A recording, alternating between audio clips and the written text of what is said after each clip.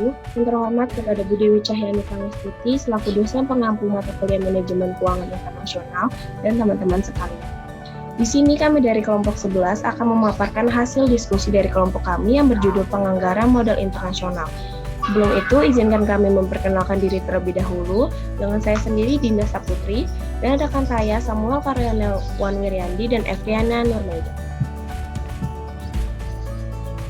Prinsip penilaian investasi sudah menjadi hal yang umum perusahaan melakukan investasi karena untuk pertumbuhan kekayaan melalui distribusi hasil investasi seperti bunga, dividen, royalti, dan uang sewa.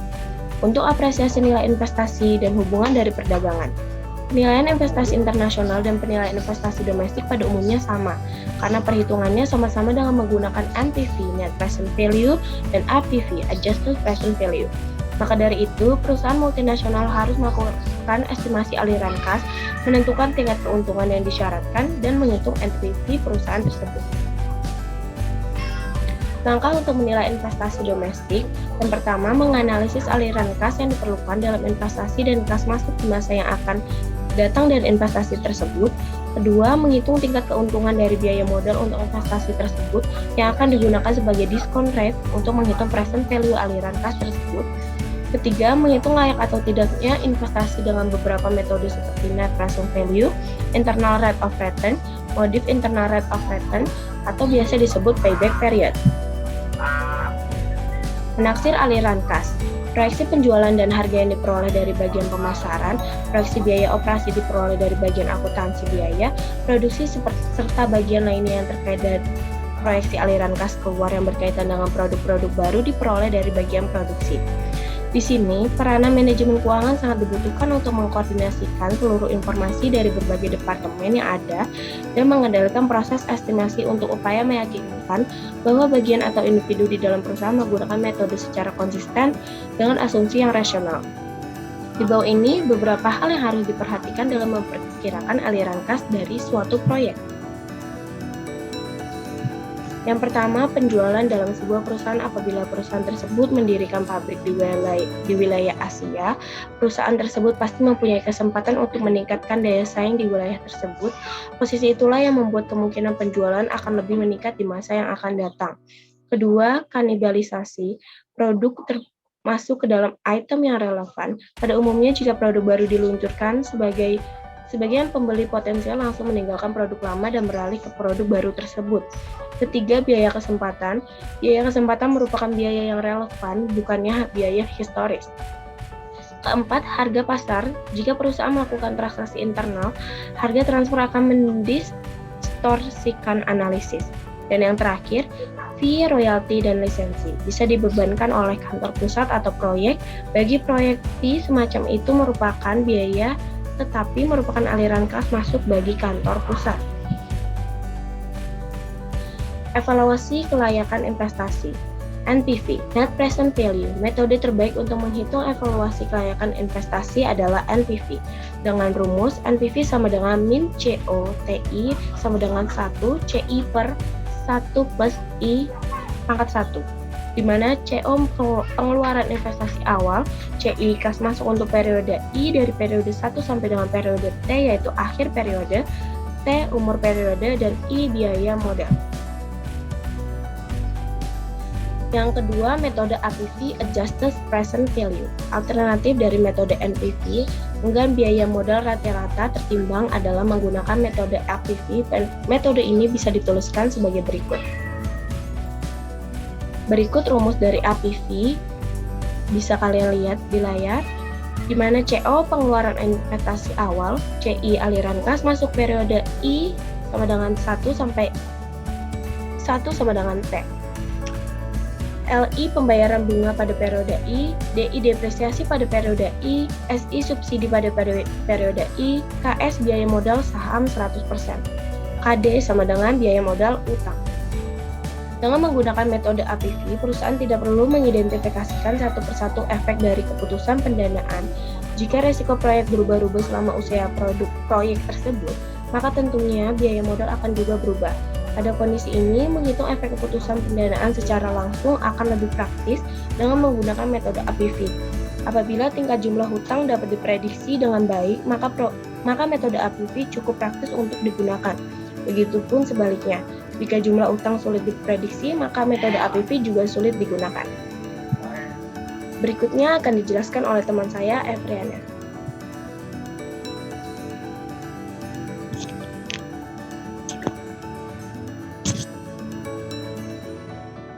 Penyesuaian terhadap risiko politik dan ekonomi.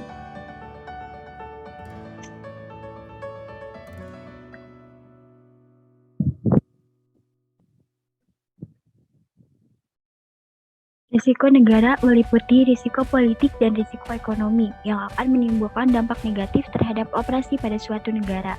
Risiko politik artinya risiko yang ditimbulkan sebagai akibat dari tindakan pemerintah yang berdampak pada arus kas perusahaan. Setiap negara memiliki risiko politik dan ekonomi yang berbeda. Oleh karena itu, perusahaan perlu penyesuaian untuk mengatasi risiko tersebut, yaitu antara lain mempersingkat payback period. Misalnya, proyek dievaluasi memiliki payback period selama 5 tahun. Nah, dikatakan proyek ini tuh kurang menarik karena memiliki payback period yaitu selama lebih dari 5 tahun. Nah, payback period ini bisa dikurangi menjadi 9 tahun apabila risiko negara tersebut naik. Yang kedua, dengan menambah biaya modal atau discount rate. Dengan menaikkan biaya modal, maka hal ini menggambarkan kenaikan risiko.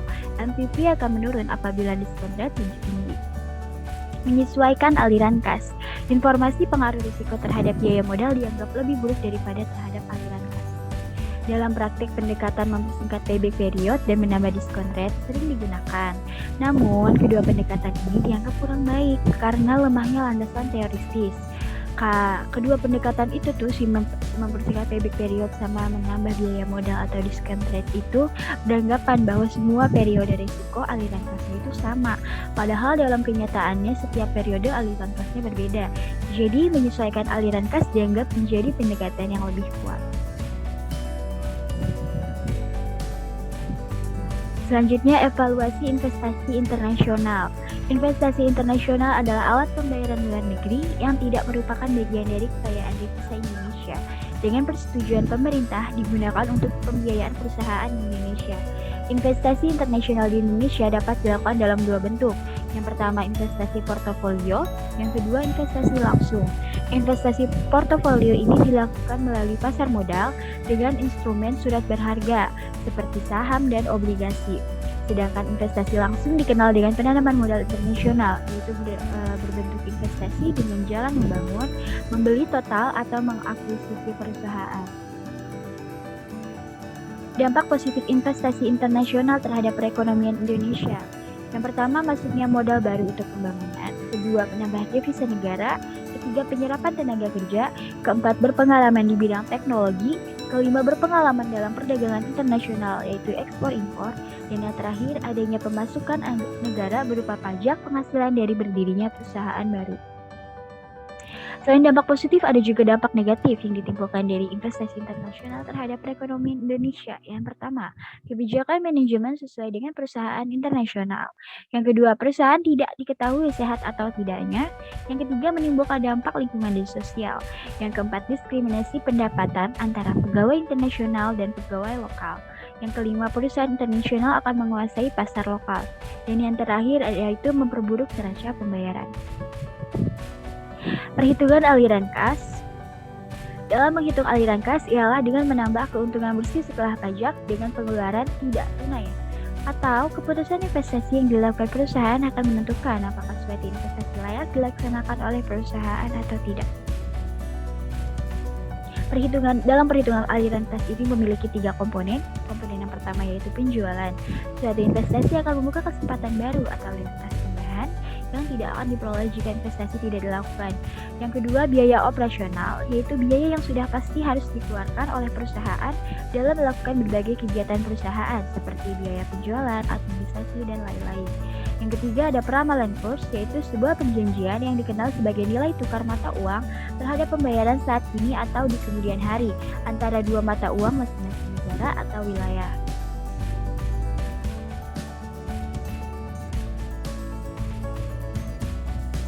Contoh kasus perhitungan aliran kas, yaitu misalkan perusahaan multinasional Indonesia mempunyai cabang di Singapura dan akan melakukan investasi di Singapura. Besar investasi yaitu sebesar $200.000 Singapura untuk pembangunan pabrik dan perawatan dengan jangka waktu 5 tahun. Perhitungan untuk setiap komponen yaitu sebagai berikut.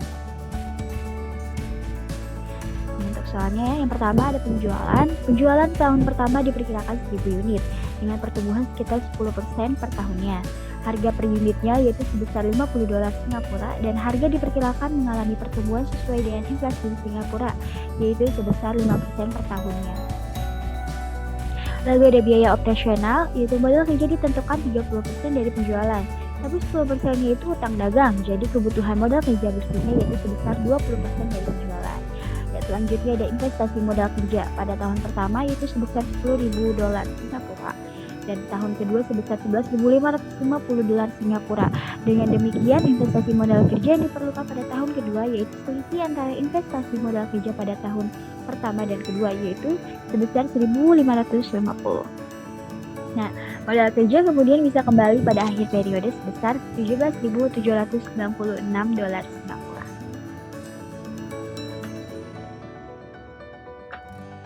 Selanjutnya ada biaya variabel, yaitu diperkirakan sebesar 30% dari harga jual, biaya administrasi dan lainnya diperkirakan 5% dari penjualan. Kantor pusat membebani biaya lisensi 20% dari penjualan. Depresiasi menggunakan metode garis lurus. Nah, mesin dan peralatan senilai $100.000 Singapura selama 5 tahun. Artinya depresiasi mesin per tahunnya itu $20.000 Singapura dan tidak ada nilai residu dalam investasi ini. Pajak di Singapura yaitu sebesar 35%. Selanjutnya ada pelamalan kurs. Pelamalan kurs di masa mendatang yaitu menggunakan model PPP atau Purchasing Power Parity.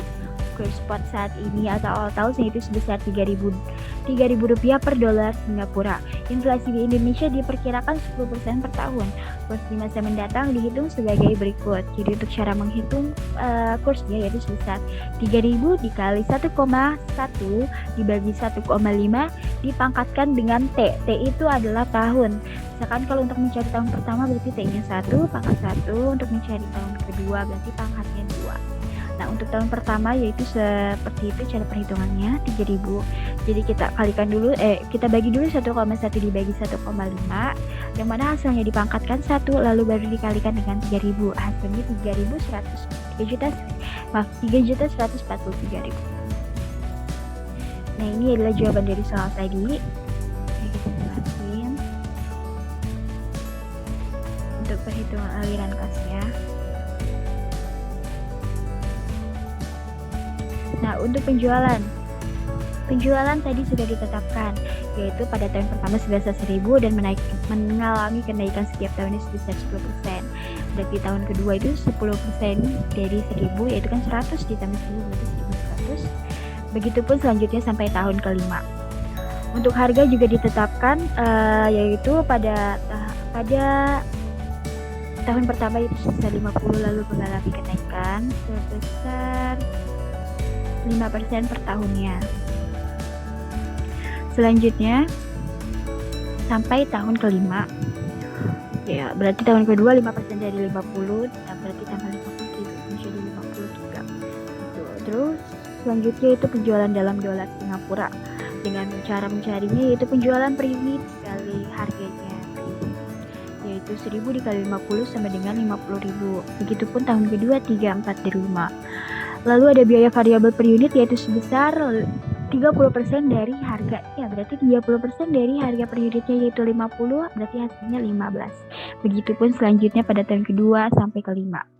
Total biaya variabel G itu kita hitung dari 15 biaya variabel per unit dikali penjualan per unitnya yaitu 1.000, 15.000 sama dengan 15.000. Begitupun pada tahun sampai pada tahun kelima. Lisensi ditetapkan sebesar 20% dari penjualan, berarti 20% dari 50.000, berarti tahun pertama lisensinya itu adalah 10.000, begitupun pada tahun selanjutnya sampai tahun kelima. Lalu ada biaya lainnya itu 5% dari penjualan, berarti 5% dari 50.000 yaitu berarti 2.500, begitupun sampai selanjutnya. Nah, depresiasi tadi sudah ditetapkan bahwa depresiasinya menggunakan metode garis lurus artinya setiap tahunnya mengalami depresiasi yang sama yaitu sebesar 20.000. Lalu biaya totalnya kita hitung, biaya totalnya dihitung dari total biaya variabel ditambah lisensi, ditambah biaya lainnya, dan ditambah depresiasi. Sehingga kita peroleh sebesar pada tahun pertama itu sebesar 47.500. Lalu laba sebelum pajaknya itu penjualan dikurangi biaya total. Penjualannya dalam dolar itu tadi 50.000 dolar Singapura dikurangi sama total biayanya yaitu 47.500 sehingga laba sebelum pajaknya sebesar 2.500. Begitupun sampai tahun kelima. Lalu pajaknya, kita hitung pajaknya. Pajaknya ditetapkan sebesar 35%, 34% dari laba sebelum pajak. Berarti 35% dari 2.500. Sehingga diketahui pajak pada tahun pertama yaitu sebesar 875, begitupun selanjutnya. Lalu ada laba sesudah pajak. Laba sesudah pajak berarti laba sebelum pajak dikurangi pajak. Berarti hasilnya yaitu 875. 2.500 dikurang 875, hasilnya 1.625. Lalu investasi dilakukan pada awal yaitu sebesar 100.000 tadi mesin dan peralatan.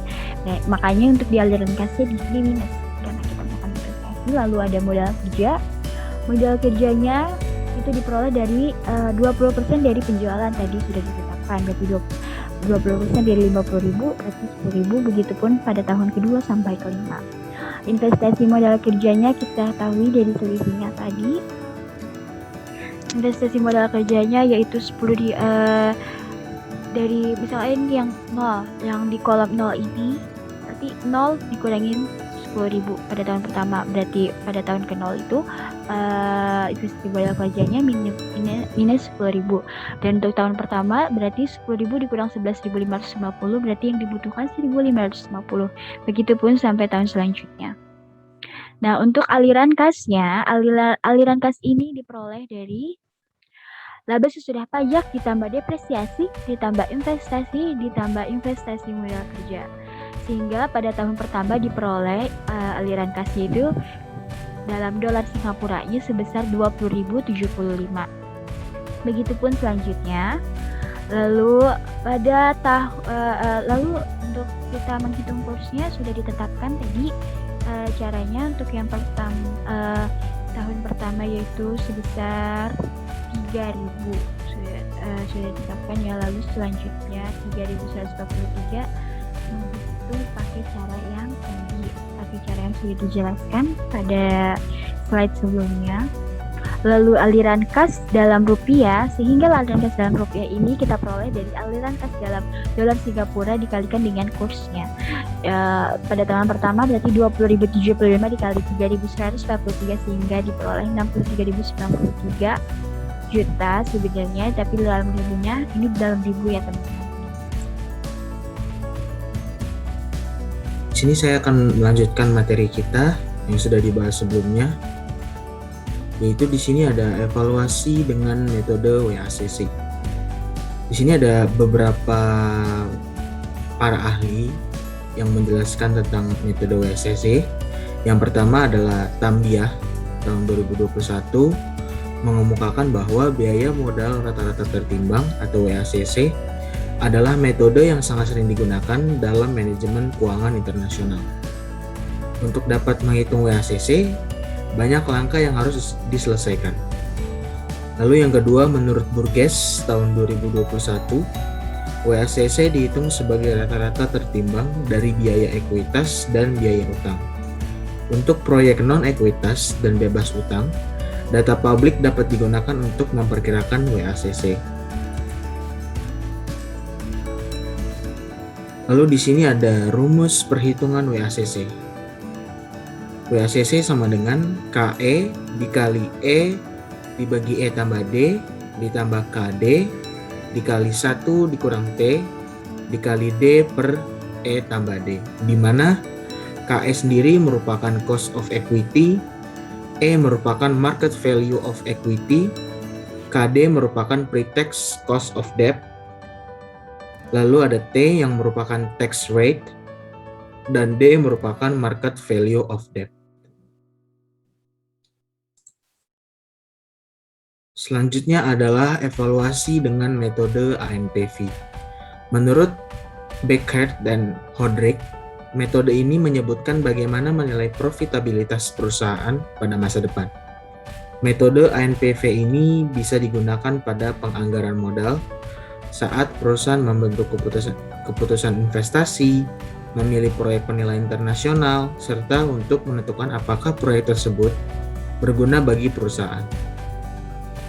Nah, yang perlu digarisbawahi di sini adalah prinsip dasar penganggaran modal ANPV ialah bahwa seluruh proyek yang bernilai positif wajib diterima oleh perusahaan.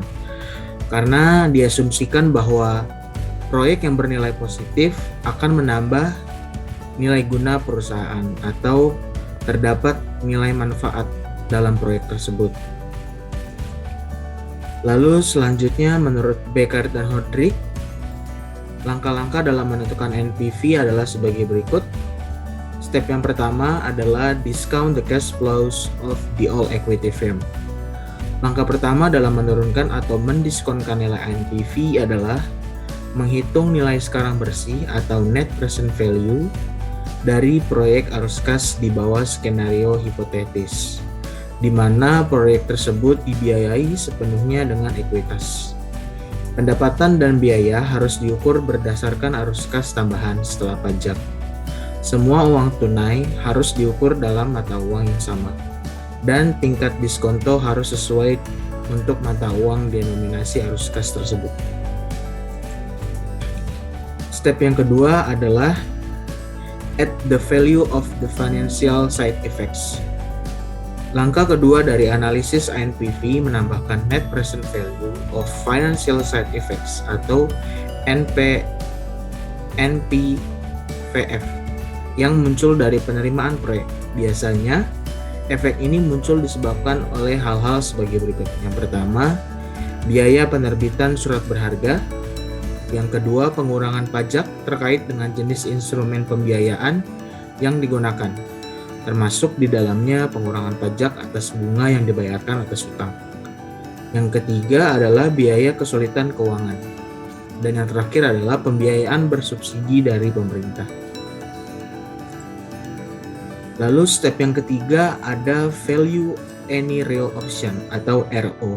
Bagian ketiga dari analisis NPV menambahkan the present value of any real option atau RO yang timbul dari mengerjakan proyek.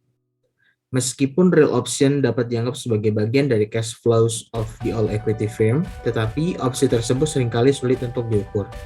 Karena seperti yang sudah saya jelaskan sebelumnya bahwa nilai NPV itu selalu positif, dan ini juga nilai dari RO tersebut selalu positif dan juga menambah nilai pada proyek.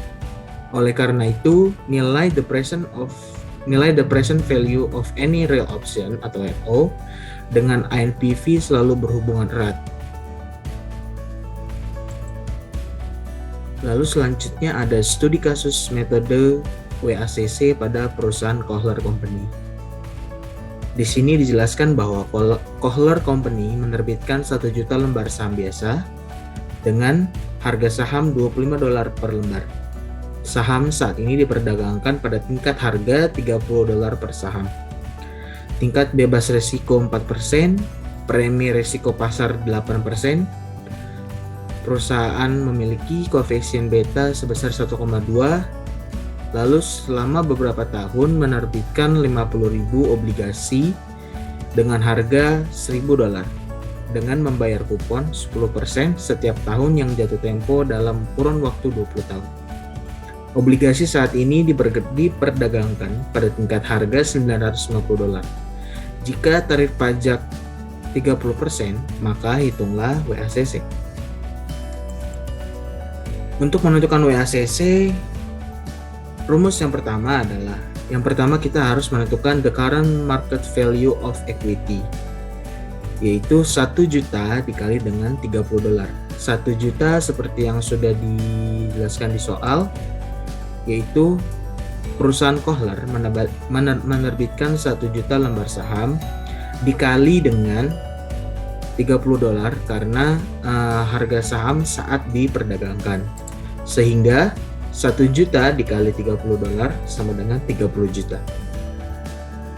Perhitungan kedua yaitu untuk menentukan current market value of debt, yaitu seperti yang sudah dijelaskan di soal juga, perusahaan menerbitkan obligasi sebanyak 50.000 dengan di tingkat harga $1.000, sehingga penyelesaiannya untuk market value of debt adalah 50.000 dikali dengan $950, sehingga hasilnya untuk market value of debt adalah $47.500.000. Lalu ada total market value of debt and equity. Perhitungan ketiga ini bisa kita lakukan dengan cara menambahkan perhitungan pertama dan perhitungan kedua. Jadi perhitungan 1 ditambah dengan perhitungan kedua, yaitu 30 juta ditambah dengan 47.500, sehingga dapat hasilnya untuk total market value of debt and equity adalah sebesar $77.500.000. Lalu yang keempat ada weight of equity, atau bisa kita cari dengan perhitungan pertama dibagi dengan perhitungan ketiga, lalu hasilnya dikali 100%. Perhitungan pertama sudah ditentukan yaitu 30 juta dibagi dengan perhitungan ketiga yaitu 77.500, lalu hasilnya dikali 100%, maka dapatlah hasilnya 38,71% untuk weight of equity. Selanjutnya untuk menentukan weight of debt bisa kita cari dengan perhitungan kedua dibagi dengan perhitungan ketiga, lalu nanti hasilnya dikali dengan 100%. Maka untuk perhitungan kedua sudah dicari yaitu hasilnya 47.500.000 dibagi dengan 77.500 dikali dengan 100%, maka hasilnya adalah 61,29%. Ini adalah cara yang pertama untuk menentukan weight of debt. Nah, cara yang kedua adalah dengan menggunakan perhitungan keempat tadi, yaitu dengan 100% dikurangi dengan perhitungan keempat. Dalam perhitungan keempat kita sudah tahu hasilnya adalah 38,71%. Maka selanjutnya yaitu 100% dikurangi dengan 38,71%, maka dapatlah hasilnya 61,29%.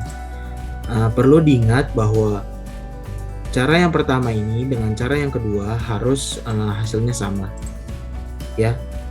Selanjutnya adalah cost of equity, di mana rumusnya adalah risk free rate ditambah koefisien beta dikali market risk. Seperti yang tadi di soal sudah dijelaskan, tingkat risk free rate-nya adalah 4%, koefisien beta perusahaan 1,2 dikali dengan market risk 8%, maka hasilnya dikali 100% dapatlah 13,6% untuk cost of equity. Selanjutnya ada estimating cost of debt. Biaya utang sama dengan hasil hingga jatuh tempo obligasi. Dengan data tersebut dapat kita ketahui bahwa hasil hingga jatuh tempo adalah 10,61%. 10,61% ini bisa kita cari perhitungannya menggunakan metode hit and trial, atau dapat menghitungnya dengan menggunakan Microsoft Excel fungsi rate, ya. Sehingga untuk dimasukkan ke dalam perhitungan WACC kita membutuhkan biaya utang setelah pajak, yaitu hasilnya adalah 7,427%. Dapat dari mana? Itu adalah 10,61% dikali 1 dikurang 30%. Maka dapatlah hasilnya 7,427%. 7,427%. Sehingga dengan 7 perhitungan tadi yang kita sudah lakukan, kita bisa mencari WACC-nya, yaitu dengan cara perhitungan keempat dikali perhitungan keenam ditambah perhitungan kelima dikali dengan perhitungan ketujuh.